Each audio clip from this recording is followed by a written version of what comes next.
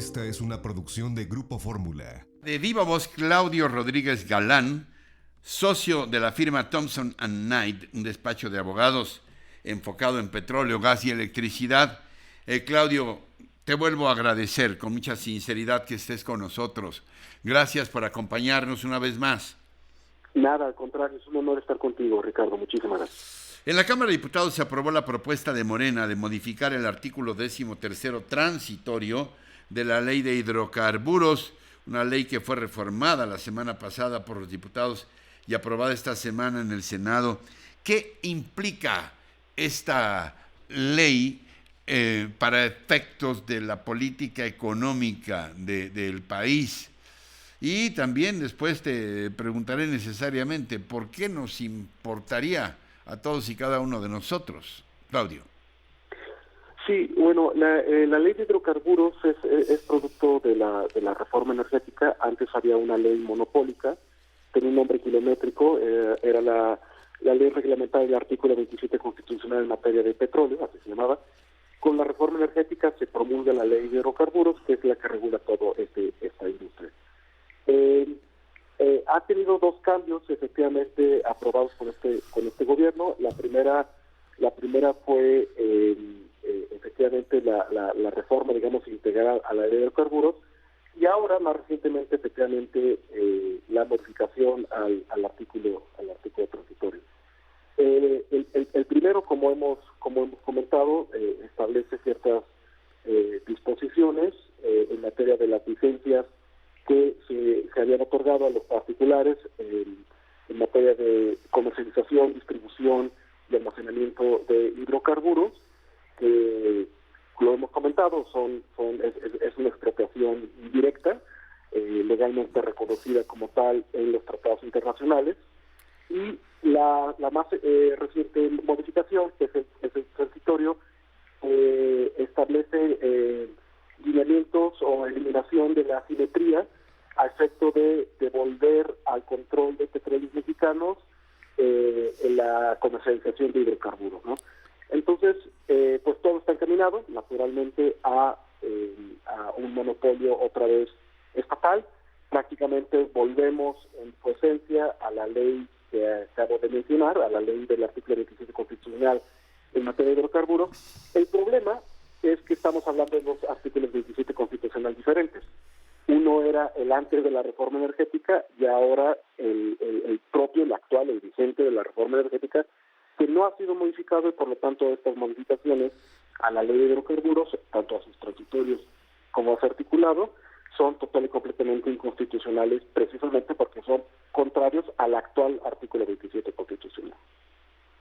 El coordinador de Morena en el Senado, Ricardo Monreal, ha dicho que la aprobación de esta ley de hidrocarburos en el Senado hace posible que el Estado retome la rectoría del desarrollo nacional, combate el contrabando y ordene el otorgamiento de permisos para evitar abusos que se permitieron con la anterior reforma energética.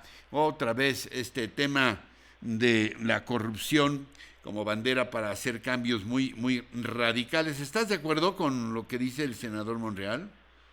No, definitivamente no estoy de acuerdo, y me llama mucho la atención, fíjate, Ricardo, si analizamos, desmembramos un poquito las palabras que acabas de leer. Dice Pemex como desarrollo nacional, de la industria nacional. Sí. Volvemos a la petrolización, volvemos a ungir de oro, incienso y mirra a petróleo mexicano, ¿no? Como si fuese el gran pilar del desarrollo, y él lo dijo en sus palabras, el desarrollo nacional.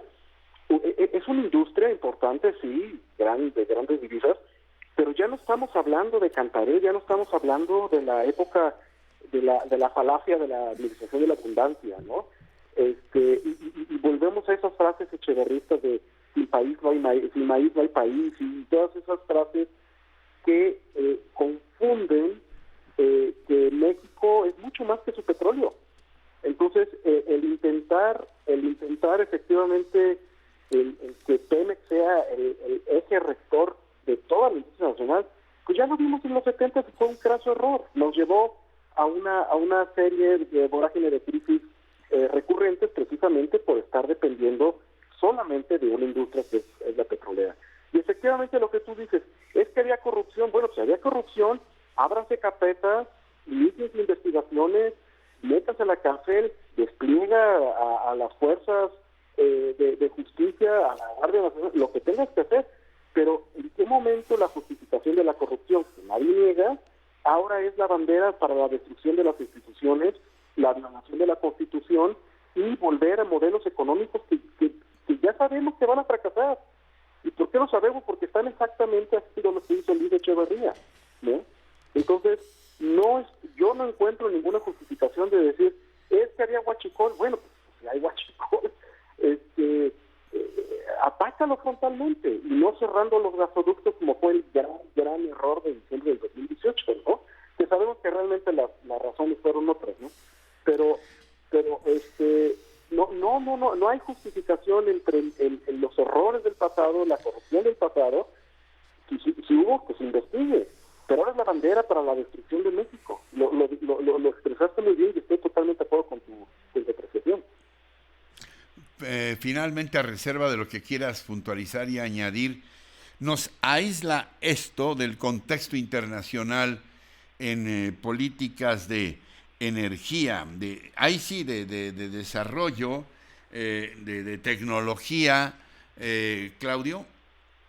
Sí, definitivamente, digo, no es secreto la cumbre del medio ambiente el día de ayer, donde realmente se atacaron los temas que se tenían que atacar, como es la famosa transición energética, dejar de depender de los combustibles fósiles para la energía renovable. Y definitivamente todas estas políticas nos están aislando de la corriente mundial, ¿no? Que inclusive países como China lo han abanderado, ¿no? Es decir, esto no es un tema de geopolítica o de izquierdas o derechas, ¿no? Lo que está ocurriendo en el mundo le afecta absolutamente a todos, y México estamos total y completamente en contracorriente, ¿no? La administración Biden efectivamente ha anunciado un programa total y completamente ambicioso de energías renovables, de transición energética. No es el único, sí. Inclusive China, para que alguien diga que por qué tenemos que seguir lo que hace Estados Unidos. Bueno, pues China y otros países, Brasil, Colombia, ni qué decir de Europa, Japón, están abanderando esfuerzos importantísimos de transición energética y renovables, y aquí seguiremos quemando carbón y diésel y gasoductos, ¿no? Entonces, la señal que mandamos no solo en la falta de atracción de inversión extranjera en el sector, sino también como una cuestión política de seguridad nacional, creo que es bastante delicada. ¿Algo más que puntualizar que no te haya preguntado, Claudio? Nada, simplemente creo que nos estamos mal acostumbrando a la violación de la Constitución y esto no puede ocurrir. Ya son varios frentes donde la violación de la Constitución es frontal, ¿no? Sí. En el sistema judicial, en el sistema de energía, y pues definitivamente alguien tiene que alzar la voz y que no se vuelva la cotidianidad en México ahora, ¿no? Como siempre, Claudio, te aprecio de verdad muchísimo. Te reitero de nuevo mi agradecimiento. Gracias por estar con nosotros. Es un honor, Ricardo. Gracias. Hasta pronto. Claudio Rodríguez Galán, de Thompson & Knight. Encuentra más contenido como este en radioformula.mx.